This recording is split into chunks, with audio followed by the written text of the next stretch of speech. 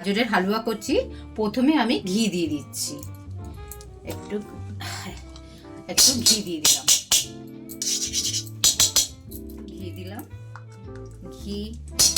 ঘিটা গরম হওয়া, একটুখানি আগে ঘিটা গরম হয়ে নোক। এই যে আমি ঘিটা গরম হতে দিলাম একটুখানি।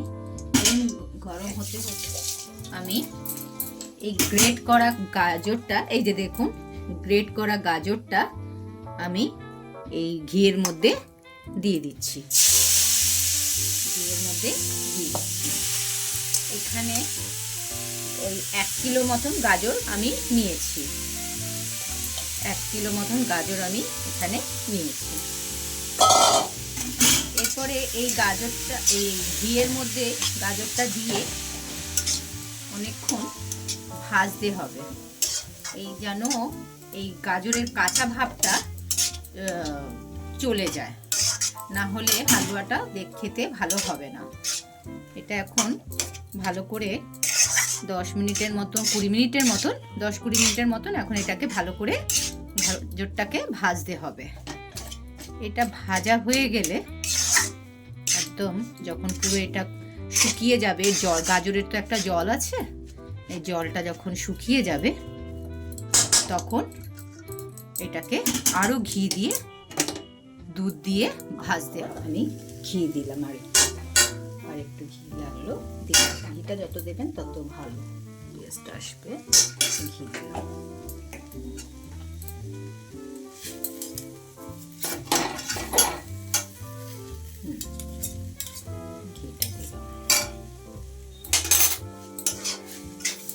ঘিটা দেওয়ার পর আর একটু দেখি জলটা টেনে গেছে, এখন আর কিছু কাঁচা সেই গন্ধটা মরে গেছে আর কোনের মধ্যে আমি দুধটা, এই যে দুধটা ফোটানো গরম দুধ একটু করে ঢেলে দিলাম। এবার এই দুধটা দিয়ে আরও 10 মিনিট আমাকে রান্না করতে হবে। ঢাললাম দুধটা দিয়ে, এরপরে আমি আরও 10 মিনিট এটাকে রান্না করব। ধিমে আঁচে করতে হবে, আস্তে আস্তে করে। আর একটু দুধ দিলাম, দুধটা দিয়ে এখন আরও এটা ভাজা ভাজা করতে হবে। পরে দুধের পর আমি একটু মাওয়া দিলাম, একটু মাওয়াটা একটু বেশি করে দেবেন, যে তাতে টেস্টটা খুব ভালো হবে। যতটা বেশি মাওয়া দেবেন ততটা এই হালুয়ার টেস্টটা, গাজরের হালুয়ার টেস্টটা খুব ভালো হবে। এই দেখুন আমি 250 মতন নিয়েছি, মাওয়া নিয়েছি এতে। এবার এটা দেখুন মাওয়াটা আমি দিচ্ছি, এরকম গ্রেট করে দেবেন, না হলে দানা দানা থেকে যায়। এটা দেওয়ার পর এটাকে ভালো করে লাল করে গাজরটাকে, হালুয়াটাকে ভালো করে ভেজে নিতে হবে। এই যে মাওয়াটা দিচ্ছি, মাওয়াগুলো যত মাওয়া তত টেস্ট, যা ছিল সব দিয়ে দিলাম। কেন আমার বাচ্চারা হালুয়া খেতে খুব ভালোবাসে, আর অনেক দিন বাদে আমি এই হালুয়াটা করলাম। হালুয়াটা আমার মেয়েরা অনেক দিন ধরে বলছে মা করো, আজকে আমি একটু সময় করে করলাম। এই যে এটা দেওয়ার পর, এই যে মাওয়াটা দেওয়ার পর এটা কিছুক্ষণ আরও 5-10 মিনিট ভালো করে জলটা টেনে যাবে, একদম লাল লাল হবে, কালার আলাদা আসবে। তারপরে চিনি দিয়ে এটাকে আমি তারপরে নামিয়ে নেব। এখন মাওয়া দিয়ে দিলাম।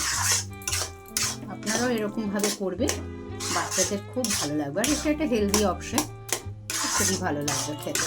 এই শীতকালেই তো এসব খেয়ে মজা আছে।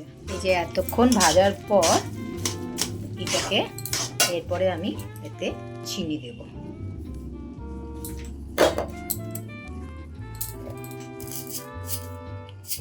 এই চিনি দিলাম, এই চিনি দিচ্ছি।